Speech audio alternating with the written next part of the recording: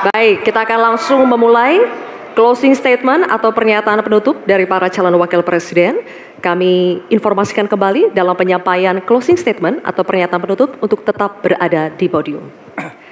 Untuk kesempatan pertama, kami berikan kepada calon wakil presiden nomor urut 3, Bapak Mahfud MD, untuk menyampaikan pernyataan penutup Anda. Waktu Bapak 2 menit dimulai saat Anda berbicara. Silakan. Assalamualaikum warahmatullahi wabarakatuh. Tadi saya bilang bahwa masalah-masalah yang kita diperdebatkan ini sangat penting untuk masa depan bangsa.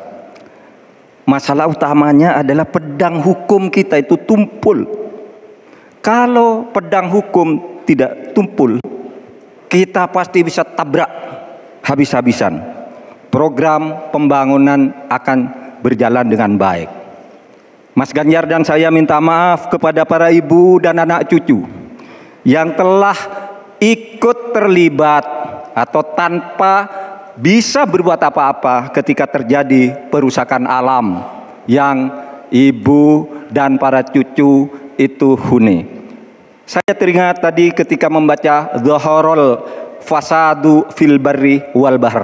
Telah terjadi kerusakan di daratan dan di lautan. Dan terkait ini saya teringat lagu Ebit GAD yang berbunyi begini.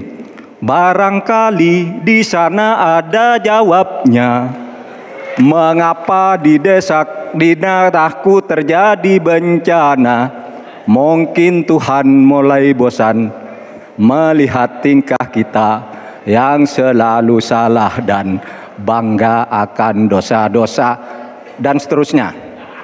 Itu bukti kerusakan lingkungan, pesan kepada kawan. Saudara, kami berjanji bahwa kami akan kembalikan secara bertahap hak rakyat dan untuk ibu-ibu dan para anak cucu. Kita akan tagih dunia internasional untuk membayar hutang-hutang yang telah merusak pembangunan. Sebagai santri NU, saya ingin mengutip dalil Gus Dur, tasarruful imam ala royah manutun bil maslahah. Tugas pemerintah terhadap rakyatnya adalah kesejahteraannya. Selesai. Baik, terima kasih Bapak Mahfud MD. Baik, selanjutnya kami beri kesempatan bagi calon wakil presiden nomor urut 1, Bapak Muhaimin Iskandar, untuk menyampaikan pernyataan penutup. Pak Muhaimin, waktunya 2 menit dimulai saat Bapak berbicara. Silakan. Inti dari pembangunan berkelanjutan adalah tidak ada satupun yang ditinggalkan. Dari petani, peternak, nelayan, masyarakat adat, dan seluruh kelompok-kelompok rentan lainnya. Pembangunan berkelanjutan jangan diabaikan, malah ngurusi kekuasaan yang berkelanjutan.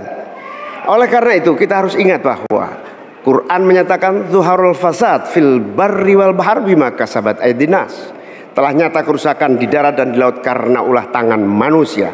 Bahkan Paus Fransiskus juga mengingatkan kepada kita semua, posisi yang agak rawan masa depan kita. Kita harus melakukan taubat ekologis. Taubat itu dimulai dari etika. Sekali lagi, etika. Etika lingkungan dan etika pembangunan. Jangan ugal-ugalan, jangan ngangkangi aturan, jangan sembrono, ojo sakarepe dhewe. Saudara-saudara sekalian, insya Allah kalau Amin mendapatkan mandat, kita akan sungguh-sungguh. Yang pertama, kita akan anggaran untuk mengatasi krisis iklim kita tingkatkan secara signifikan, termasuk riset sekaligus implementasi energi baru dan terbarukan. Kita sahkan RUU masyarakat adat secepat-cepatnya. Dana subsidi atau dana untuk masyarakat desa kita tingkatkan 5 miliar per tahun agar warga desa dapat menikmati pembangunan. Yang selanjutnya kita juga akan teruskan subsidi BBM untuk masyarakat miskin, petani, nelayan miskin, dan kelompok rentan lainnya. Transportasi publik menggunakan energi listrik juga menjadi salah satu solusi untuk mengurangi polusi dengan cara pembangunan kota. Reforma agraria harus dieksekusi untuk memangkas ketimpangan. Saatnya kita berubah, saatnya kita pilih perubahan. Baik, terima kasih Bapak Muhaimin. Baik, kita akan berikan kesempatan juga. Oke. kepada calon wakil presiden nomor urut 2 Bapak Gibran Rakabuming Raka untuk memberikan pernyataan menutup. Waktu Anda 2 menit dimulai ketika berbicara. Silakan. Baik, terima kasih. Saya tidak akan pernah bosan-bosan membahas hilirisasi. Dengan hilirisasi kita akan keluar dari middle income trap. Dengan hilirisasi kita akan meningkatkan nilai tambah di dalam negeri. Dengan hilirisasi kita akan membuka lapangan pekerjaan seluas-luasnya. Tentunya dalam pelaksanaannya dipikirkan aspek lingkungan, keberlanjutan, dan sosialnya. Dampak perubahan iklim ini semakin nyata. Banjir, kekeringan, kenaikan air laut, ini adalah ancaman nyata dan sudah di depan mata. Semua masalah ini adalah tantangan zaman now. Membutuhkan solusi zaman now. Tantangannya adalah bagaimana kita mencari titik tengah, titik keseimbangan. Lanjutkan hilirisasi, tapi wajib menjaga lingkungan. Tingkatkan produktivitas pertanian dan sektor maritim, tapi wajib menjaga keseimbangan alam. Terima kasih Prof. Mahfud, Gus Muhaimin. Semoga debat malam ini memberikan gambaran tentang kemana arah bangsa ini akan melangkah. Sekali lagi, tantangan zaman now membutuhkan solusi zaman now. Tentunya anak-anak zaman now perlu lebih banyak lagi dilibatkan. Terima kasih Pak Prabowo sebagai salah satu senior dan teladan yang paling banyak melibatkan anak-anak zaman now.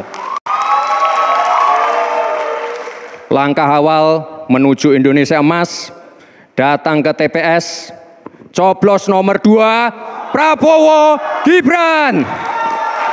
Terima kasih. Mas Gibran masih ada waktu? Waktunya masih ada. Cukup atau cukup? cukup?